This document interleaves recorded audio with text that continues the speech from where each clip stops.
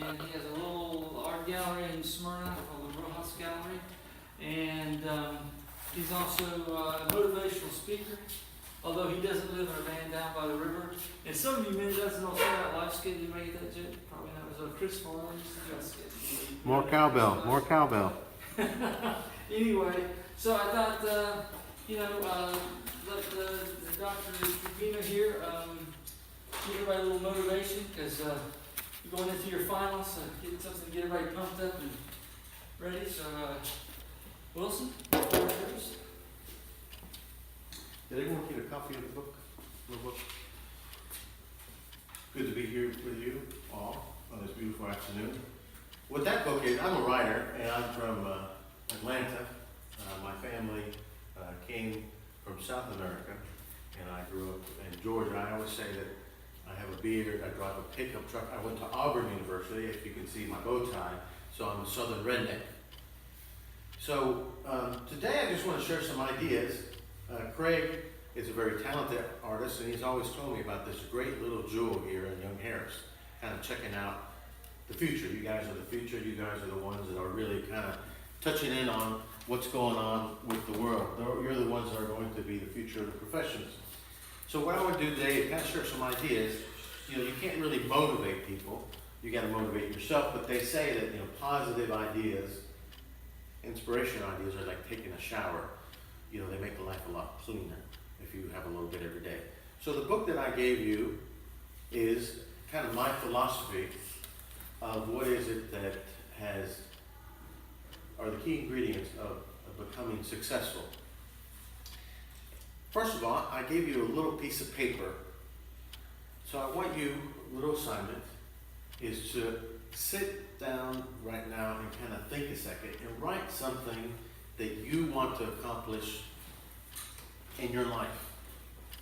So write it down. Write something you want to do in life. And don't be, whatever you want to do. You want to have a house, you want to have a family, you want to be in a big gallery, you want to travel the world, you want to, anything that may be in your realm of thinking.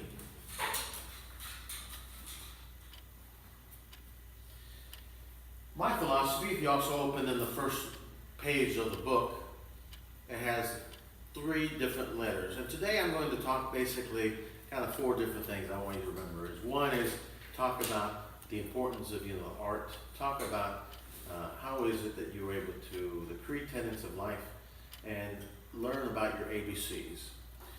First of all, I think the most important thing to realize, and we'll go through the ABCs in a minute, but write it down real quickly. In the front is ABC there, has some space. A is your attitude, kind of the way you see the world. B, the next one is your beliefs, your core values of what is it that you expect. And C is your commitment, kind of staying the course and moving forward. Bill Clinton, does anybody know who Bill Clinton is? Or who Bill Clinton was? Who was it? Who was Bill Clinton? Raise your hand. First person, raise your hand. Who was Bill Clinton? Who was Bill Clinton? He was the president. We can't take too much for credit, now politics have gotten so crazy. He was president of what? The United States. All right, President Clinton, or 42nd president of the United States. And he, one time, I heard him speak, and he said that he took a class, the most important class that he took was in 8th grade. It was a chemistry class in Arkansas. He was from Arkansas. And that he had the instructor gave him a lesson that he says that had influenced the way that he viewed the world till this day. And that was that he walked in one day, and he was kind of a portly little guy, the instructor, not Bill Clinton. Bill Clinton used to be like fat Bill Clinton, not kid Bill Clinton. And he said that no matter what happens when you get up in the morning, no matter what you have planned, no matter what worries you have, if you look in the mirror and you see yourself, you should say something that'll make a difference.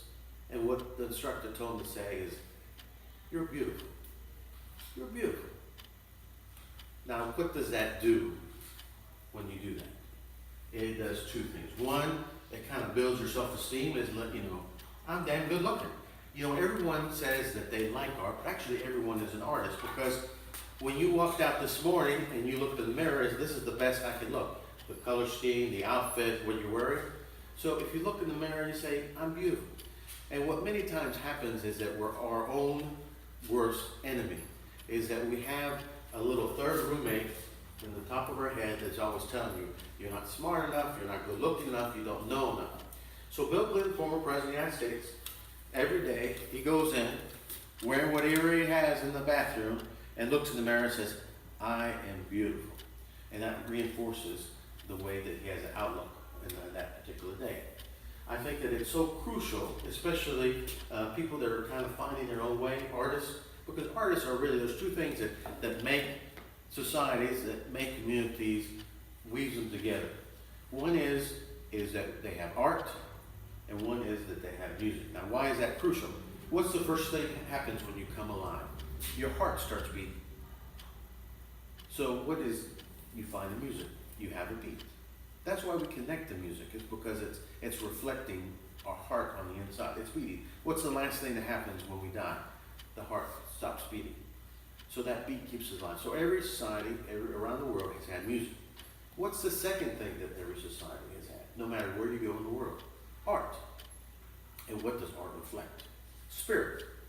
So in your head, you have a vision, and then you paint that vision, things that inspire and reflect and are important to you, and then someone goes to the museum, or someone goes out in public, or someone goes to a restaurant, or someone goes wherever your art may end up, or someone's home, and they connect and say, hey, you know, I see a little bit of me in that painting. Art is spirit. So you have art and you have music. Now, art is so crucial, regardless of whatever field you can go in, because it makes you think. It makes you realize that you don't have to think about the normal dimensions of the world. Because we live in a world and a society that they want to put everyone into a category, a block, to fit in perfectly in the right set, right format. Make everyone kind of seem the same. But we're not the same. We're all unique. Because remember, what did Bill Clinton say when you looked in the mirror? Can I hear you? You're beautiful. And just because you said, I give you a copy of my latest book. Of course, I'm talking about kitty cats. And it's Catch Them by the Meow.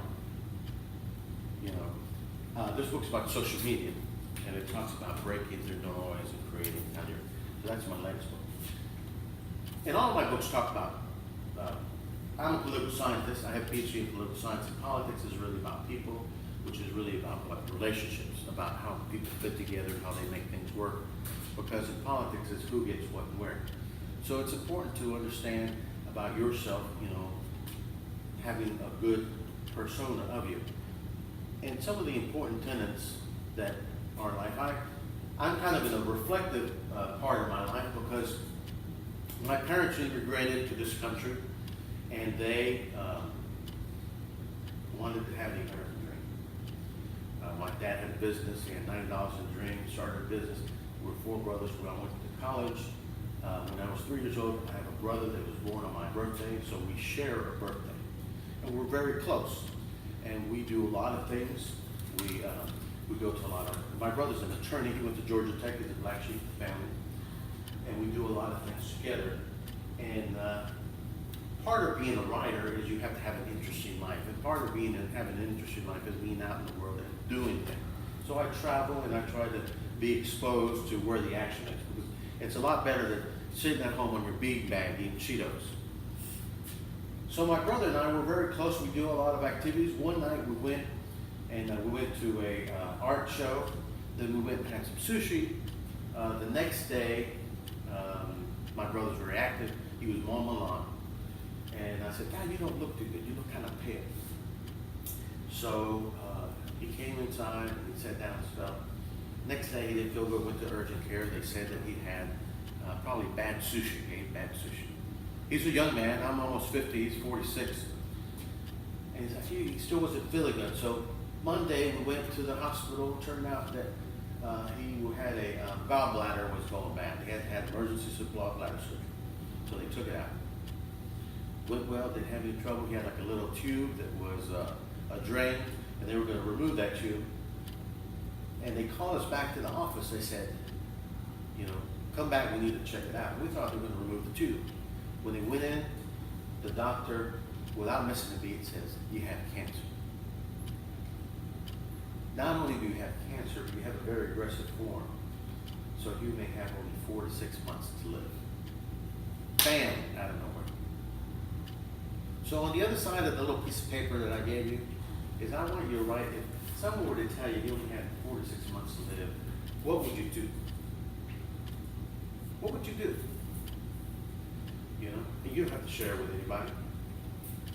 And the reason why it's important to think about this is that, you know, we think that we're going to live forever. We think that this journey is going to be unstoppable. But we have a set amount of time in this form that we live. And I think it's so important for us to be conscious of time, is that it keeps moving. And the reason why it's important to realize that is so that you're like, why do I worry so much about things that I have no control over? You know, sometimes you think you're not going to fit in. Sometimes you think that you're creating something that's not good enough. Sometimes you don't think you're smart enough. Sometimes you think that, you know, woe is me. But there's so many things to be grateful and appreciative. And that's what definitely hit me when my brother, who I'm very close to, you know, had cancer. Fortunately, they removed about a third of his liver. He's gone through chemo, and it looks like he's on the path to recovery. But it's been a very tough challenge for me because it's made me realize how my brother, who's always been vibrant full of life, you know, he may be gone in a few months. And it's made me kind of rethink a lot of things in my life. What are things that are kind of important in my life? And I think some of the tenets, and one of the things about education, it brings out and it draws out. And the great thing about being in school is it's not necessarily that you're learning a trade or a profession, but you're being exposed to ideas. And in life, my job as an academician is ideas. Because if I have a penny and you have a penny, and I give you a penny, you have 2 pennies and I have 0 pennies. But if I have an idea and you have an idea, all of a sudden you have 2 ideas and I have 2 ideas. So my job, what I see my role is, and the place where my office is, I call it the Innovation Center, full of ideas, hope, and entrepreneurship, is to make you think. You know, we live in the golden age of civilization. We have so much that we can benefit from, but we don't think. We don't sit back and reflect. You know, what is it that I want to do? You know, my journey is not your journey. You've got to find your own journey. And it's more simply than just a motivational talk to get you hyped up. You know, it's having a pathway, having a roadmap, having a vision of where you want to go. This kind of keeps passing. And why is it that I had to write those things down? It's because a lot of times it's like, you know, I want to do that, I want to do this, I want to do that, I want to do this, and they kind of move away. But if you wrote it down and you look at it, then it's, you know, I have a vision. And doesn't sometimes, I really do believe, and you know, we all are, energy is the law of attraction.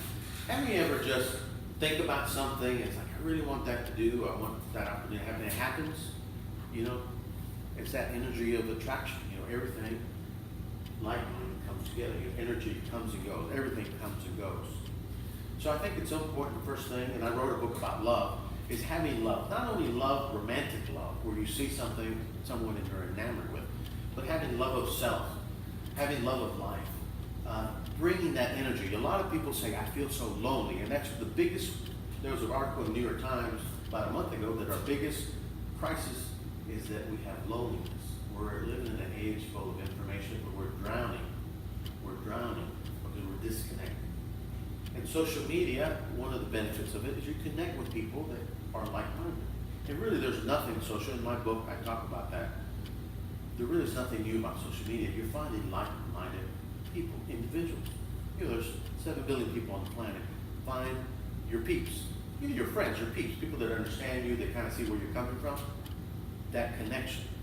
So you need to have that energy of giving out. You know, you feel lonely, you got to give the love to get the love. How do you find a friend? You become a good friend. Everybody you meet at one time was a stranger. Because they say, there was a the guy Bernie Marcus who started Home Depot, Home Depot, Big Orange, and they said, "How is your success in business?" And he said, "Well, it's very simple. I sell to my friends, so my job is to make friends." So it's so crucial for us to connect with people, and through art, through your personality, through perseverance, to just saying hello, it makes a difference. So love is a key component. The next thing that I think is very crucial in life is in involving of this love and relationships, is building relationships that open opportunities. Because sometimes we think that we are Randy. One of the things I love about reading, and as a writer, good writers are great readers, is that you're sharing the most intimate way you can with another person. You're getting inside their head. And when you read their story, and when you read the trials that they have gone through, you're like, that's kind of happened to me. And you realize that whatever problem, whatever issue you're dealing with is not new. Someone else has experienced that, and you can overcome that. Once again, to my brother, death is right there. But we fought it, and he still is alive with us. But it's those moments that make you realize how life is really so short that you have to appreciate every day. And I like a term instead of networking. They always tell you, I'm sure you're graduating, they're telling you got to network, you got to go meet people, you got to find opportunities, you go somewhere, they exchange a bunch of business cards. Instead of going somewhere and connecting with everyone, connect with someone that you kind of feel the vibe through, and you build a relationship. Carpet, you look at it, it's made through a tapestry of different types of materials, threads and stuff. So I like to think about it as a kind of net weave. You kind of weave relationships. And so many things that have happened in my life have been because of people that I met randomly along the way that have opened doors. Because in life, there's more good people than bad people, and people want to help you. You just got to put the energy out. You got to look at that piece of paper. What is it I want to do? Now, who has done that? How many of you know who Andy Warhol is? Who is Andy Warhol? Who's Andy Warhol? Pop artist. Pop artist. Where is he from? Does anybody know where he's from? Well, he became famous in New York City, but he was born in Pittsburgh, Pennsylvania. Recently, in February, I was up in Pittsburgh, and I had an Andy Warhol day. I went to where he is buried, his gravesite. I went to the little house he grew up in, and then I went to his church. And then there in Pittsburgh, there is a museum, a Warhol museum, which is 7 stories, 800,000 pieces of Warhol. Now, why did I have a Warhol day? Well, I've always been fascinated with him because so much of what he drew and so much that he created and so much that he had a vision for, we are living today. This whole 15 minutes of fame, that really is what Instagram is. Look at me, because we are the center of our own universe. Sometimes we wake up and we think that everyone's worried about our business, but they're not. They're worried about their own business. They can care less. But Andy Warhol really understood how blending of marketing, blending of capturing the moment, of capturing this being the center. Even his portraits were in the square of the original Instagram model. So I was just there to kind of get a sense. This guy, what is it that made Andy Warhol Andy Warhol? And what I learned was, one, he came from very humble beginnings.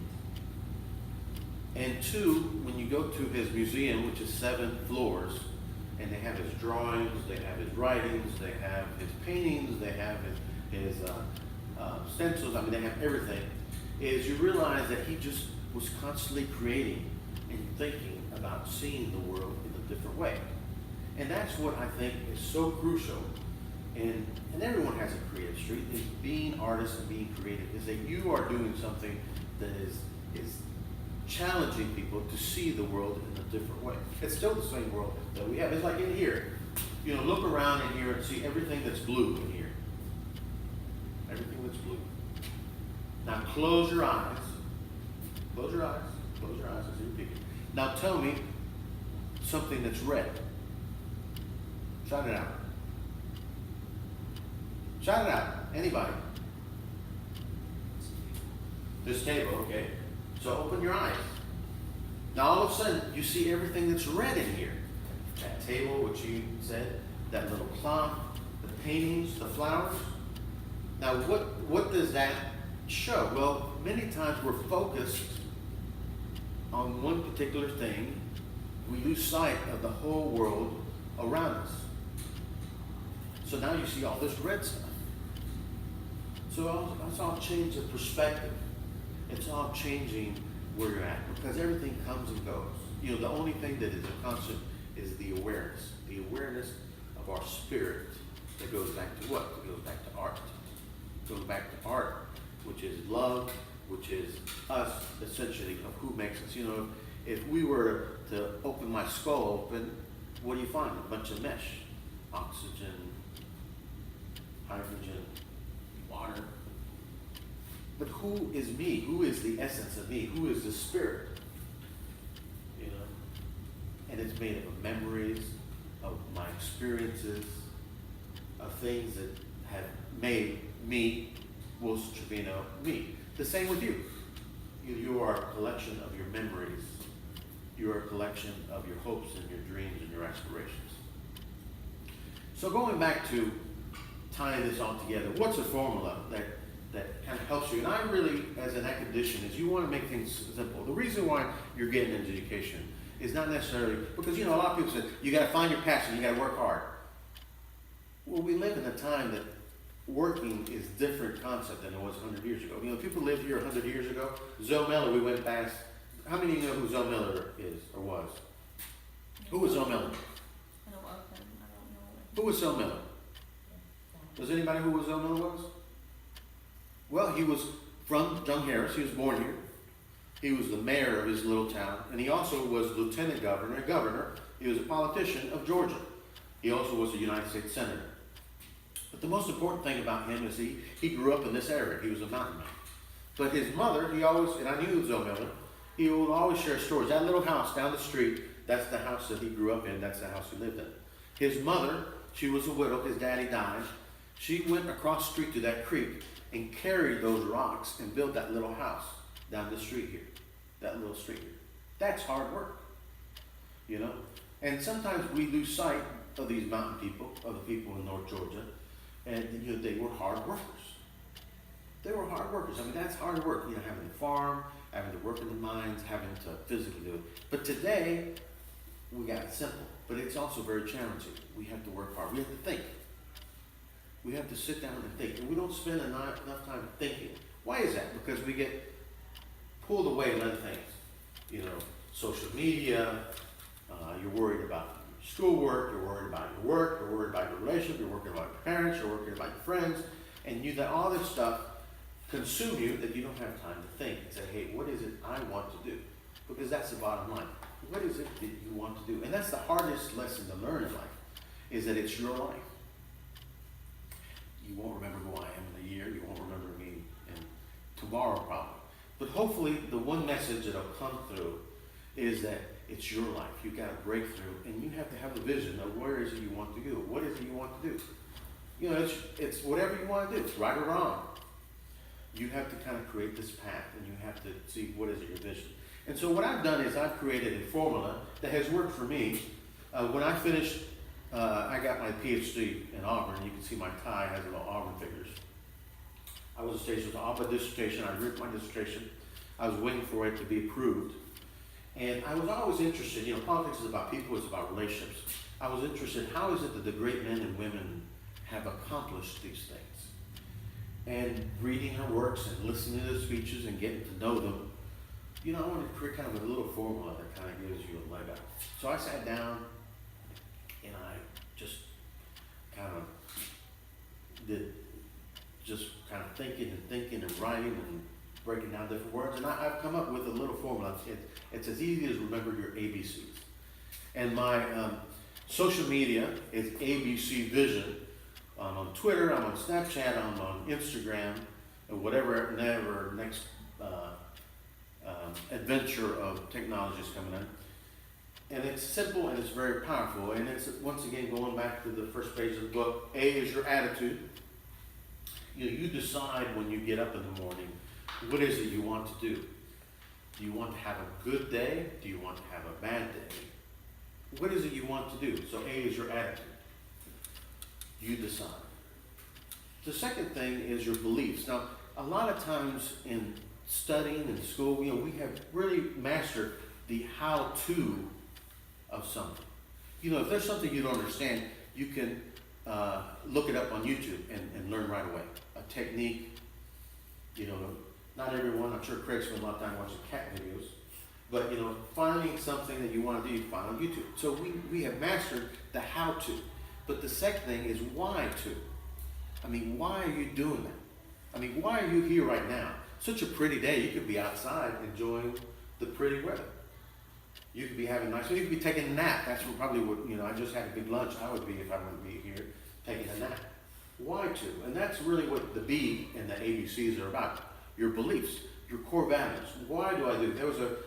There was a writer, Stephen Covey, wrote a book, 7 Habits of Highly Effective People, which he wrote down. These are the things that people look at in order to become a success. And success is more than either financial success or material success, but it really is living the life you want to lead. Dr. Betty Siegel, my college president at Kennesaw State, we had a class that was a success, and we as a group came up with success, living the life you want to lead. So that's B, is your belief. So what's the first thing? A, what is A? Attitude. What is B? Your beliefs. And then the last thing, which is very crucial and important, and the hardest thing to do, is your commitment. So in your book, make sure you write in the book on the front page, it has a little space there. It's A, your attitude, B, your beliefs, and C, your commitment. And then the last thing is you need to have a vision. Where do you want to go? So back to that original little piece of paper you had on the front, something you want to accomplish in your life. I want you to write something that you're going to do that's going to get you closer to that today. Whatever it is, something you can do. One little step toward that movement. What happens is that creates momentum, it creates a vision, and it really does work. And the last thing is in life, the hardest thing is figuring out what is it you want to do, is you just simply to do it. And that's what all great men and women that have accomplished and lived their lives and people that you admire, ask them, how did you do it? And they'll share their story, read about it. And then you have to sit down and do it and take the steps and start moving in that direction. Because really success is living the life you want to lead. I appreciate you letting me talk to you for a few minutes. Dr. Wilson Trivino, I'm at ABC Vision. Enjoy my book. Keep creating. I really am so grateful to be here today, to be exposed to all this great art and this great energy. I'm not sitting in Atlanta traffic. And I'm having a great time. So thank you very much. Thanks, man.